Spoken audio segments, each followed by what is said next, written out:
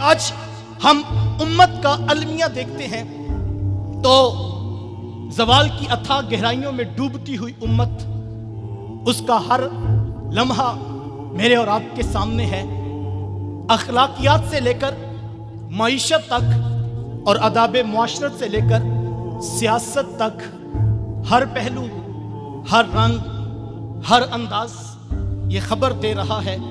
کہ امت کا اجتماعی شعور مر چکا ہے، دفن ہو چکا ہے۔ صاحبو، جب تک یہ شعور ڈیولپ نہیں ہم کر پائیں گے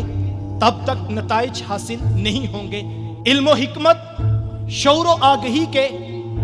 بڑے 3 مراکز تھے جہاں سے امت کو یہ دولت نصیب ہونی تھی۔ وہ منبر و محراب تھے، وہ تعلیمی درسگاہیں تھیں، یا وہ مشائخ کی خانقاہیں تھیں۔ لیکن دکھ اور افسوس کے ساتھ آج ہمیں ہر جگہ ویرانی ہی ویرانی اور اذیت ہی اذیت دکھائی دے رہی ہے۔ وہ منبر و محراب جہاں سے علم و حکمت کا نور ملنا تھا، آج وہ منبر جہاں بلب ہے صاحب۔ وہ منبر، اس کا موضوع یا تو ذاتیات ہیں یا من گھڑت قصے کہانیاں، اس کا موضوع یا تو خود ساختہ فروعی اختلافات ہیں یا اس کا موضوع اپنی ذات کو منوانا ہے۔ اور آج کے خطیب کا بھی المیہ یہ ہے کہ وہ خلاف حقیقت اور خلاف عقل و خرد باتیں محض اپنے زور بیاں سے منوانا چاہتا ہے۔ وہ کیا کسی نے خوب کہا تھا، وائس نے محض اپنے بیاں سے کتنی حقیقتوں کو بدل دیا محض گمان سے۔ آج حالت یہ ہے کہ وہ منبر و محراب جہاں سے نور و نکھت، علم و حکمت اور شعور کے اجالے بٹنے تھے، وہ آج منبر محراب جہاں بلب ہیں۔ تعلیمی درسگاہیں تھیں، عصری علوم کی یونیورسٹیز تھی، ان کی حالت بھی کسی سے مخفی نہیں ہے۔ ہم دیکھتے ہیں کہ آج جدید نسل کے سامنے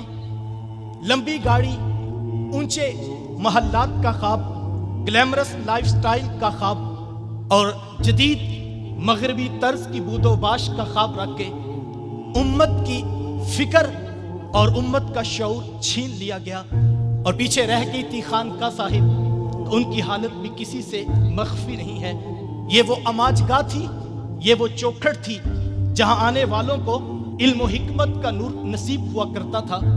یہاں سے امت کا درد بٹا کرتا تھا، یہاں باہمی اختلافات کو ختم کر کے آنے والوں کی روحوں کا تزکیہ اور طہارت کا بندوبست کیا جاتا تھا۔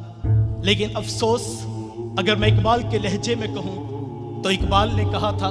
اٹھا میں مدرسہ و خانقاہ سے غمناک، اٹھا میں مدرسہ و خانقاہ سے غمناک، نہ زندگی نہ محبت نہ معرفت نہ نگاہ۔ اور اہل مدرسہ کی فکر کی پسماندگی دیکھ کر اقبال چیخا اور اقبال نے کہا کہ گلا تو گھونٹ دیا تیرا اہل مدرسہ نے، کہاں سے آئے صدا لا الہ الا اللہ۔ اس سارے دردناک منظر نامے کے بعد آنے والوں مصطفی فقیروں، میں تمہیں مبارکباد پیش کرتا ہوں۔ آج مرکز مصطفیٰ کے دامن میں یہ ہزاروں لوگوں کا اجتماع، یہ علم و حکمت، شعور و آگہی پر جمع ہے۔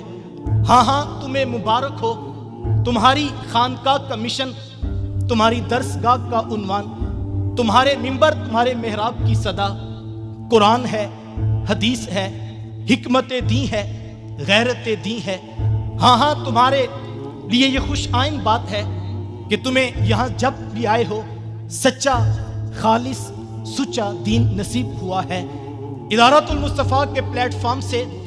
ہم شعور و آگہی کے اس سفر کو جب دیکھتے ہیں تو ہمیں اس بات پہ مان ہے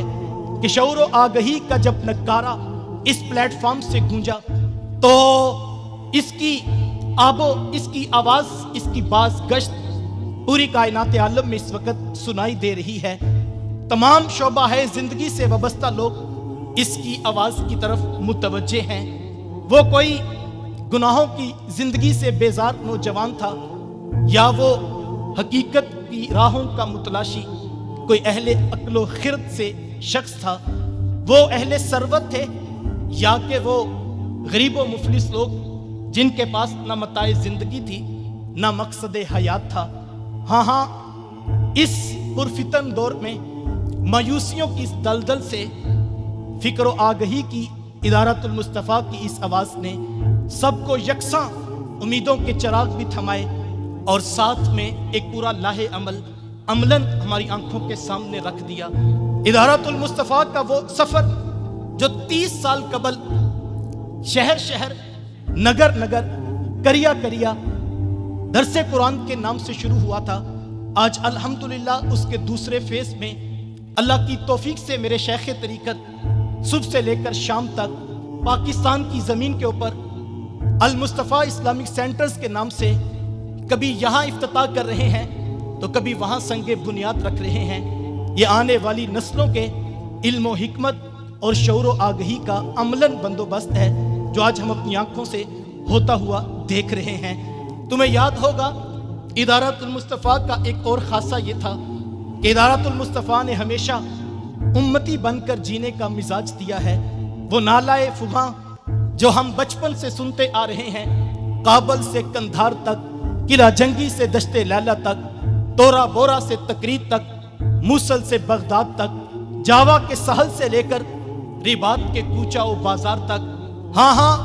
وہی نعرہ اور وہی نعرہ مستانہ جو ہم دیکھتے ہیں کہ ان کے ہر بیان کا حصہ ہے، ان کے ہر موضوع کا عنوان ہے۔ وہ گھر کی سادہ سی مسند ہو یا کہ وہ ممبر و محراب کا سٹیج ہو، وہ شب قدر کی رات ہو یا میلاد النبی کا جلوس ہو، وہ تنظیمی کوئی مجلس ہو یا کہ حلقہ یاراں، بات ایک ہے، عنوان ایک ہے، کلام ایک ہے، خلاصہ کلام ایک ہے۔ امت، درد امت، فکر امت، غلبہ امت، شوق امت، یہ وہ نعرہ مستانہ ہے جو ہم بچپن سے سن رہے تھے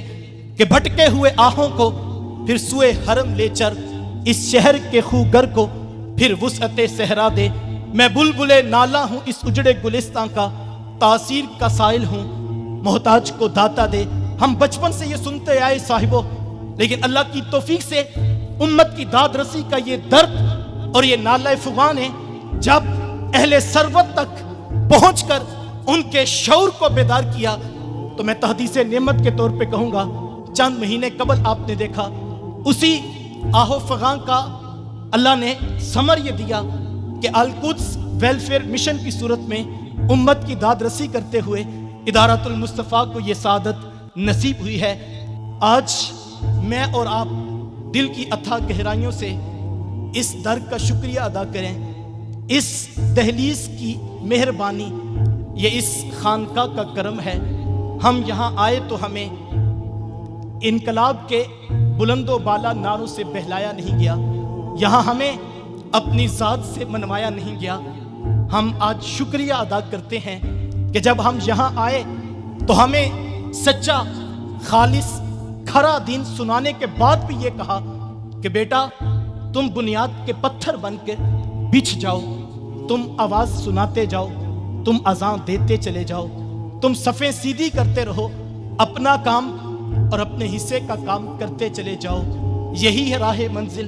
یہی رخت سفر۔ میں آنے والوں تمہیں دعوت دیتا ہوں، آئیے اپنے شیخ طریقت کے قدموں میں کھڑے ہو کر وہ ذات رسالت سے عہد وفا دہرا لیں جو ہم بچپن سے سنتے آ رہے ہیں، اور جس کے اندر ایک حرارت بھی ہے،